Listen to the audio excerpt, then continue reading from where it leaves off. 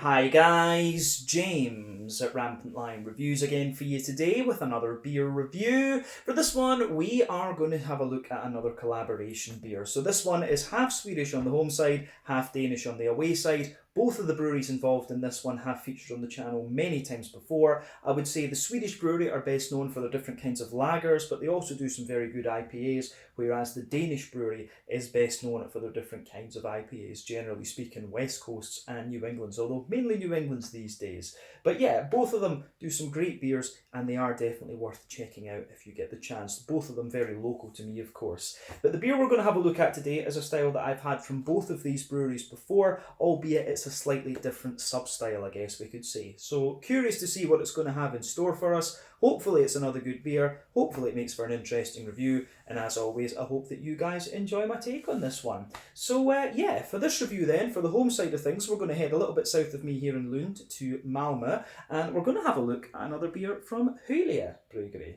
So this particular beer is called Wēta. It comes in at 6.8% ABV, and this one is a New Zealand hopped West Coast IPA, and it's brewed in collaboration with Dry and Bitter Brewing, who are from just over the Øresund in Copenhagen in Denmark. So yeah, this should be really quite interesting. As you know, if you've watched the channel for any length of time, you'll know that I'm both a big fan of West Coast IPAs, but also of New Zealand hops. So this one was pretty much a perfect fit for me, and like I said earlier, we know that both of these breweries can do some very good things within the IPA category. So I felt this was one that we had to review. I forget which month exactly this one was released through Systembolaget here in Sweden, but it came as part of the Lokal or Småskaligt assortment either in July or August of 2022. So it should still be in pretty good condition. But yeah, curious to see what it has in store for us, so let's get started. As always with my reviews then, I'll tell you a little bit about both the breweries involved here before we taste the beer. If you want to get straight to the tasting, just fast forward.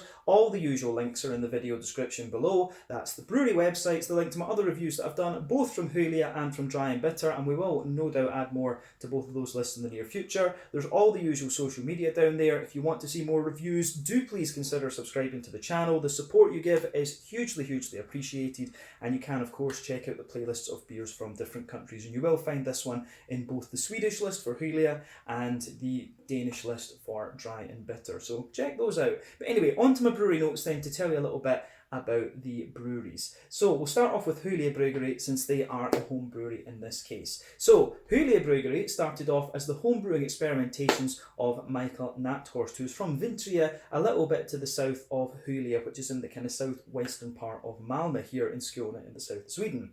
But for a number of years he was a home brewer, and he built up his own brewery in his garage where he was experimenting with brewing different kinds of beers with his friends, and he started brewing there back in around 2013. But he worked for a number of years in the plumbing industry, and for a period of time he was working 4 days as a plumber and then 1 day with the brewery. But he's also good friends with Torsten Ekne, who was the original owner of the Beer Ditch bar in Malmö. And when Beer Ditch began, Michael actually was encouraged by Torsten, and so decided to turn his garage brewery into a proper company, and he officially registered Hyllie Bryggeri in 2015.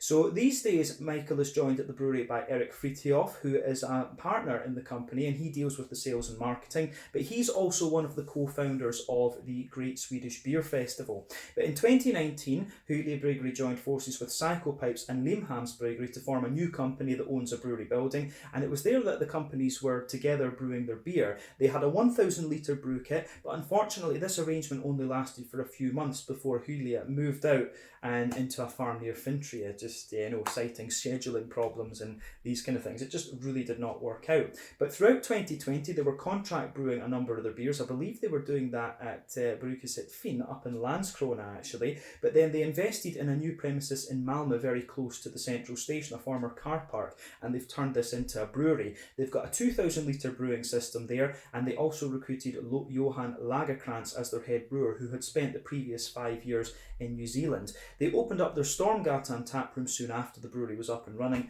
and this has been a good success. They've also got a little lunch restaurant very close to that as well, which is worth checking out.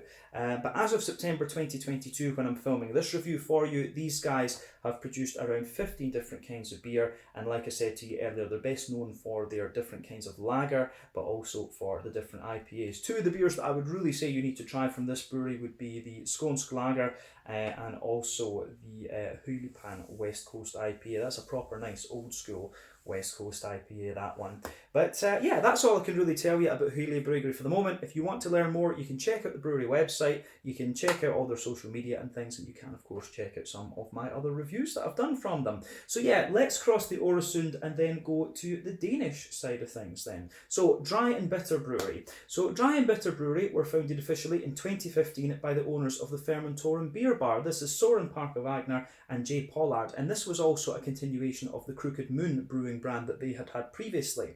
So they were also involved in the founding of Ølkollektivet, which is a collective brewing space in Gørløse in the northwest of the city, and they were also involved in that with a few others actually who went on to found their own companies. But the brewery brew their beers there along with Gamma, who are, we should say Gamma have now moved on to their own brewery, and Olsnagern are also based there as well. Bad Seed, Black Rooster and Ghost Brewing also brewed their beers there for a number of times, for a period of time I should say, but have since moved on to other places. Bad Seed of course are now based up near Aalborg, and Ghost Brewing are brewing most of their beers with Amager Bryghus in the south of the city. But in addition to the Fermentorum beer bar in Copenhagen, these guys also have another bar in Aarhus, and both of the Fermentorum bars have beers that are brewed only for them. But today these guys are brewing about 250,000 litres of beer per year. That is the latest figure I've found for them, so do correct me on that if you know that it has increased, because I honestly don't know. But they've basically just been expanding their capacity over the last few years. They also host their own beer festival every year, which is called the Fermentorum's Flying Circus, and that is supposed to be very good. So that is something I do need to check out in the future.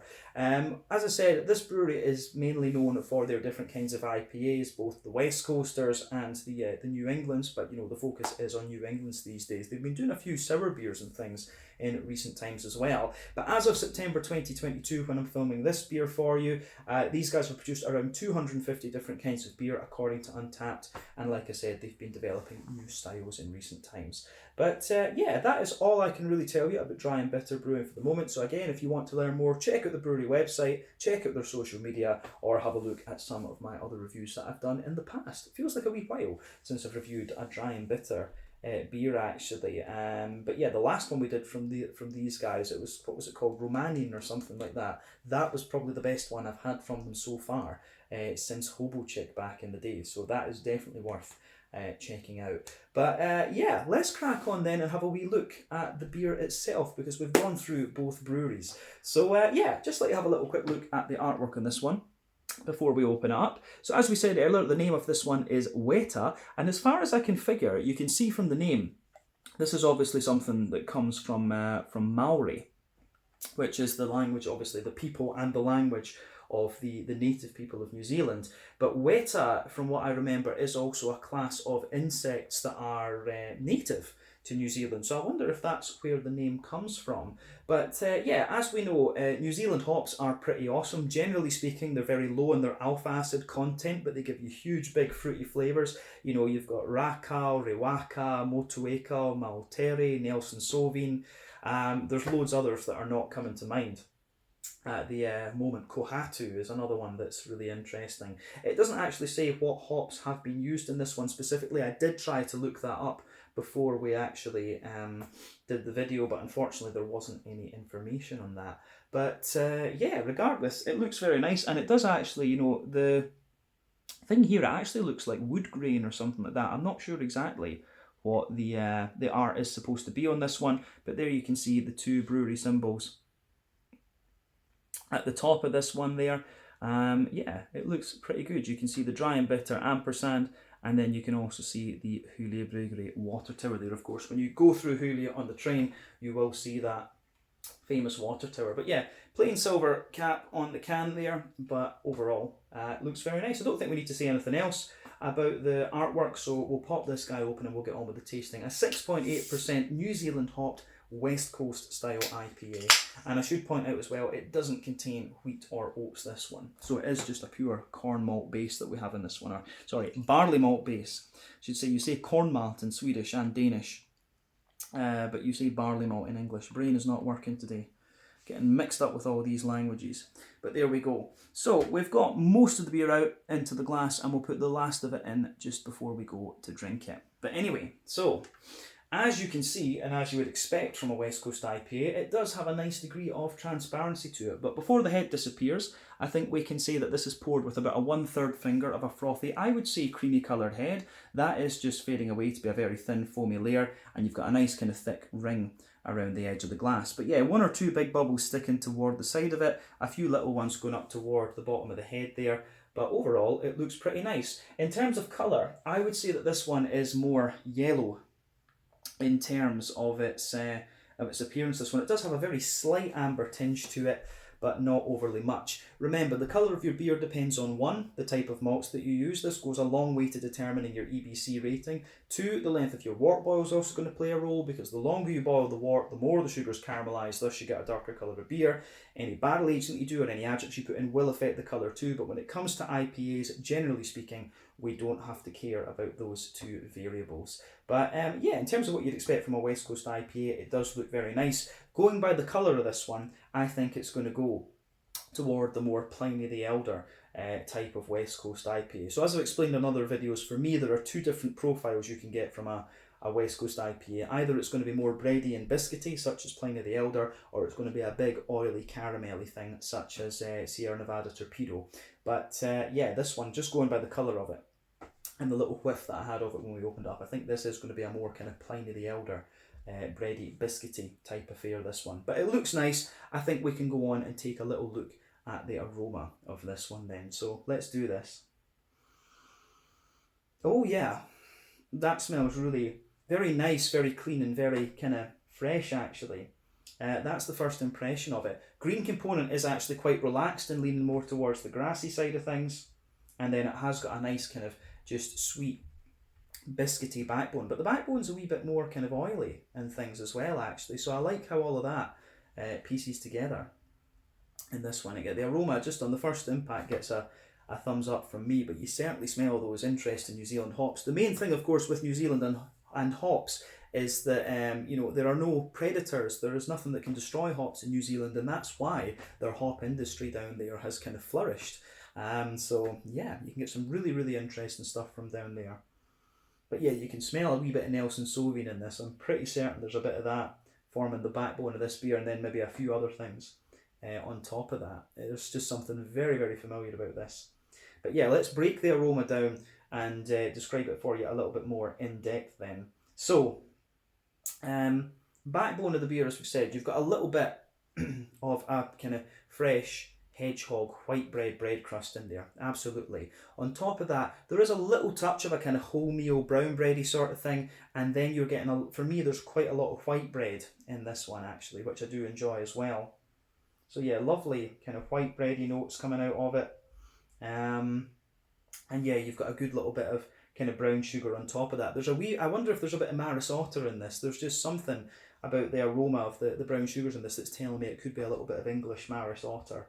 Because yeah, you do get a little bit of that Werther's Original butter candy butterscotch to this one. Could be a little bit of Golden Promise. I don't know if I've had Golden Promise in a West Coast IPA right enough, but I can imagine it would give a similar nose. But yeah, you do get a little bit of sweet caramel, there is a little bit of Werther's Original, and there are wee elements of McVitie's Digestive Biscuit to this one. So yeah, aroma wise, this one certainly is pretty interesting on the malty side of things. 1 or 2 little crackery elements, but like I say, mainly white bread and McVitie's Digestive Biscuit, although the more that you smell it, you do get more and more of that kind of caramelly element out of it. So I'm curious to see how this is going to translate into the actual flavour of the beer. But other than that, I don't think we need to say much about the malty side of this beer. So on the hoppy side of things then, there's a little touch of earthiness to it. You do get some floral elements in there, and there's also some nice kind of grassy notes to it as well. But I would say that overall, the green component of this beer is actually quite oily. And remember, the thing with West Coast IPAs is that they use a lot of early edition hops, or at least they used to back in the day. Early edition hops within the first hour of the wort boil give you the majority of your bitterness. You know, I think it's all about the bitterness within the first hour of the wort boil. If you add hops as late addition hops, i.e. within the last half hour of the wort boil, that's when you're going to get mainly flavour and aroma, but you will get a little bit of bitterness, and then dry hopping is going to give you only flavour and aroma. So West Coast IPAs use all three. New England's tend to use like very, very small amounts of early edition hops, but rely on the latter two. But just going by the way the green component is in this one, I think this is maybe going to be a new take on the West Coast IPA rather than the old school ones that had 80 IBUs and things. I've got a feeling this is going to be quite a low IBU West Coast IPA. I hope not. I do hope it's got a bit of a bitter kick to it, but we'll just need to see. Yeah, but it does smell nice. On the fruity side of things, yeah, it's actually, you get a lot of that. I'm pretty certain there's Nelson Sauvin in this. If not, it's Motu Wēta. So yeah, with Nelson, you're getting that big white, green, grapey sort of thing, a little bit of gooseberry-like character from what I heavily suspect is Nelson Sauvin. There's definitely a wee bit of lime in there as well, which I think is, yeah, Motu Wēta. Because, yeah, there is just a bit of zestiness to it, and you don't normally get that from Nelson Sauvin. Nelson Sauvin is usually just quite oily. But it's so distinctive. You get a lot of that in this beer. I think there's maybe something else in this, like a little bit of raka or riwaka, maybe kohatu, because there are elements of tropical fruits in here. There's a little bit of an almost kind of apricot-y, peary sort of aroma as well. Yeah, definitely. There's something a wee bit brighter than that. Maybe a little bit, yeah, apricot-y, peary, maybe a little bit of sultana too, but absolutely it's dominated by Nelson Sauvin and those kind of gooseberry white grapey notes, but also there's a wee bit of lime to it as well. So yeah, I'd be curious to know what the...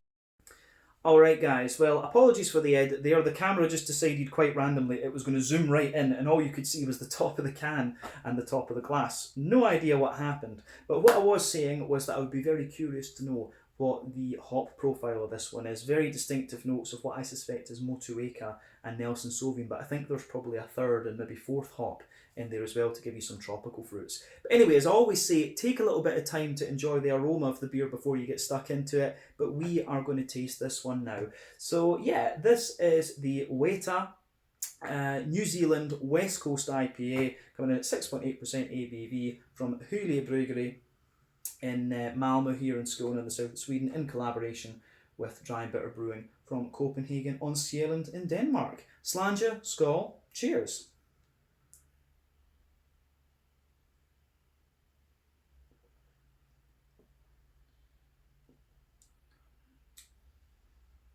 Yeah, I'm going to say straight away, that's pretty solid.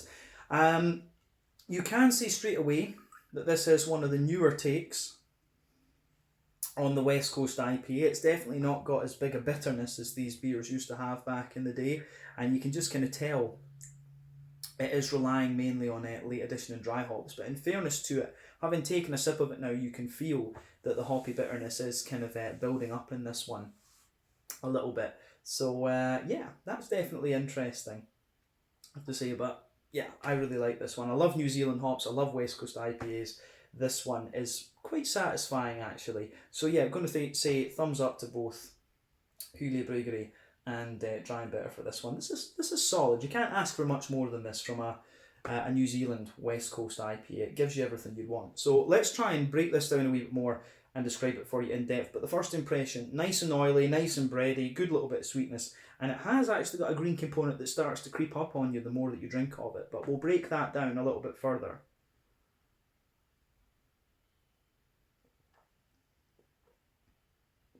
So, in terms of the kind of middle third of your palate then, which is where we always start, you can feel that the backbone of this beer, it has that kind of typical fresh bread crusty character to it. That's giving you a little bit of grain just on the backbone of the beer. But on top of that, there's a little touch of there's a very kind of thin layer of a sort of wholemeal brown bready character to this one. And I would say that that becomes a little bit more apparent the further you go into the aftertaste. You are getting more of the bread crust and more of that brown bready note the further into the flavour of the beer that you go.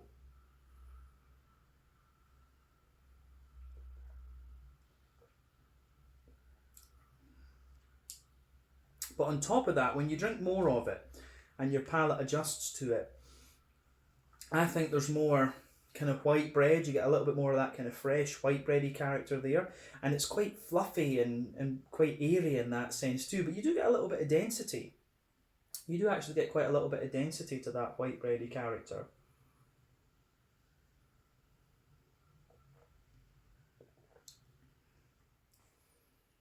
Which I do quite enjoy, I have to say. It's you get a little bit of a kind of toward the front of that middle third of your palate. You get a little bit of a kind of Jacob's cream crackery note out of this one. You do get a little bit of that crackery character out of the beer, and then toward the back of the middle third of the palate, you do get a little touch. I wonder if there's a wee touch of Pilsner malt or something in this, because it does give you quite a little bit of crispness in there, and that actually builds a good bridge with the more bitter side of this beer. So yeah, that would be quite interesting to know actually. But yeah, on top of that white bready layer, that's when you start to get some of the kind of brown sugary notes out of this one. So on top of the white bready layer, you've got, pardon me, a little bit of a circle in the middle of your palate. So if you go to the dead centre of your palate, you're getting a little bit more of a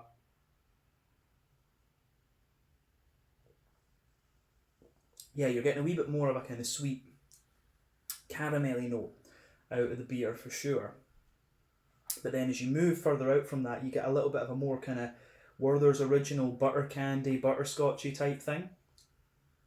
So yeah, absolutely getting that. And then as you move out to the extremities of that middle third of your palate, there's more of a kind of McVitie's digestive biscuity sort of thing. But in fairness, the biscuity flavours have the same sort of oiliness that you're getting from the kind of butter candy, butterscotchy Werther's original notes. So that's worth bearing in mind as well.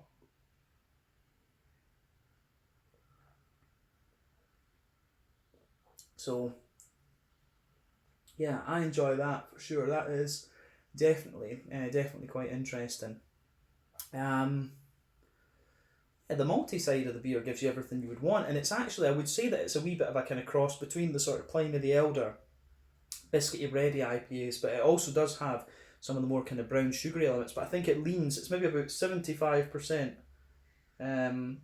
Pliny the Elder, 25% sort of Sierra Nevada Torpedo, more oily caramelly sort of things. So yeah, this one's quite interesting for sure. I think that's everything we need to say about the middle third of the palate with this beer. Let's go to the back third of the palate. So the border region between middle and back third of the palate, you get a little bit of a kind of bready build up with this one.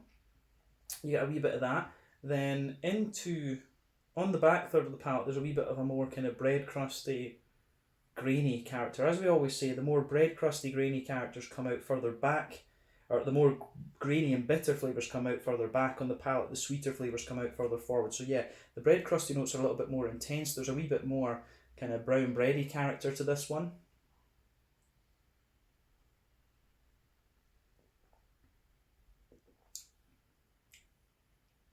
On top of that, you can feel the brown bready layer is a little bit taller, but then on top of that, again, you get the kind of taller white bready layer, and you can get a wee bit of the kind of more airy, bready, yeasty notes out of this one, a bit of the crackery, woody sort of bread as well. So you can feel that on top of the actual malty layers. But yeah, definitely on the back third of the palate, you can feel the flavour is a little bit taller. Then as you come further forward into the middle third of the palate, it just condenses down a little bit and squashes together. And it is quite nice in that sense. But I think that's all we really need to say. I think that is all we really need to say about the kind of malty and yeasty side of the beer actually. So on to the hoppy side of things then. So back corners of the palate, you get a nice little bit of earthiness there. But then as you come further forward, you actually straight away get this lovely deep floral aromaticity, and I suspect that this is Nelson Sauvin. We have to remember that Nelson Sauvin is a big 16% alpha acid hop, and if you use it as an early addition hop, it will give you this big, deep floral kick to it, so you can get that right away in this beer. But yeah, as you move toward the kind of front corners of the palate, you've got a little bit more of a kind of spicy note to it. Then round the front curve of the palate, it's a little bit lighter and grassy. And it does actually have a little bit of zestiness to the grassy notes as well, which is kind of interesting. But yeah, green component is a lot more kind of floral and slightly spicy in the aroma than I thought it was in the flavour than I thought it was going to be from the aroma, I should say. But I like it.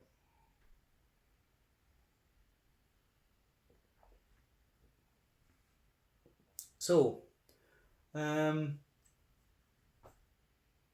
yeah, in terms of the green component, I don't think there's anything else really to say. But on the floral, on the fruity side of things, there's a nice little bit of oiliness to this beer. So the border region between front third and middle third of the palate, again, you get a little bit of a kind of brown bready build up to this one. So I do like that. Then the base of the front third of the palate is more kind of white bready, and on top of that you get that nice oily bubble where the juicy fruity esters just roll their way out of the beer. And it's quite interesting, this one. It is kind of similar to what I was picking up in the aroma profile. So at the back of that front third of the palate, there's a little bit of a kind of, there is a little bit of a, say, there's a wee bit of a kind of sultana type note to it. Yeah, there is definitely a little bit of that kind of sultana-y, dry white green grapey note there. Maybe a little bit of an oily kind of peary or slightly datey note there. But then, yeah, you can feel the backbone of the fruit in this beer is like a gooseberry. It's definitely a sort of gooseberry, white green grapey sort of thing. So I'm pretty certain there's Nelson Sauvin in this. But yeah, as you move further forward toward the front of the tongue, you absolutely get more of a kind of limey character. So I think it's Motueka that you're getting in this. Yeah.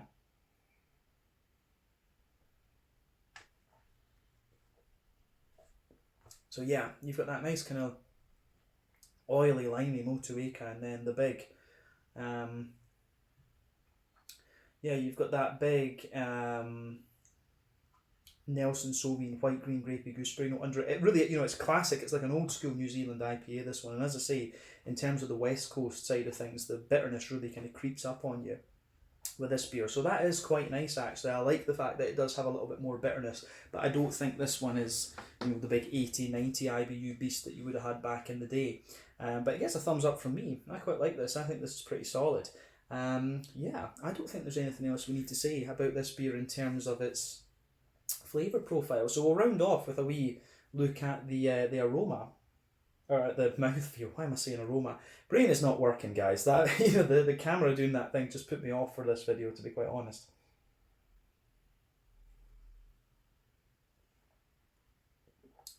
But yeah, mouthfeel wise, I'd say that this beer is pushing toward the top end of mid-bodied. The carbonation is really smooth in this one. It's got quite a big oily, but still quite clean and wet mouthfeel to it. IBU wise, I think this one's maybe about 60. I feel that this is about 60-ish IBUs. I could be wrong, and remember, IBU count is my weakest point of beer reviewing, but I think maybe about 60 IBUs. And the malty side of the beer, as I said, quite nice and bready. There is a bit of graininess there, and it gets a bit more grainy the further into the aftertaste you go, but it's got a lovely kind of little bit of brown sugary sweetness to it, and you've also got a nice big oily fruity character as well. But yeah, it gets a big thumbs up. It does get a big thumbs up from me. And yeah, I think this is a really nicely done West Coast IPA generally, but I also love the New Zealand hops as well. They're the big oily fruitiness that they give you. So yeah, I think that's everything we need to say about this one. Big thumbs up to both Hyllie and Dry and Bitter for this. They've done a solid job here. So yeah, this was the Weta New Zealand IPA at 6.8% ABV, brewed at Hyllie Bryggeri in Malmö here in Skåne in the south of Sweden, in collaboration with Dry and Bitter Brewing from over the water in Copenhagen in Denmark. So yeah, once again, thank you for watching my beer reviews. Until the next time, please like, subscribe, share, all the usual YouTube stuff. Let me know your own thoughts on this beer in the comments section below. Let me know what your favourite beers are, both from Hyllie and from Dry and Bitter as well. And we will no doubt return to these guys in the near future. Keep your eyes peeled on the channel for more beer reviews. And if you get the chance to try some New Zealand IPAs, I highly recommend that you do. Slàinte, skål, cheers, and catch you guys shortly.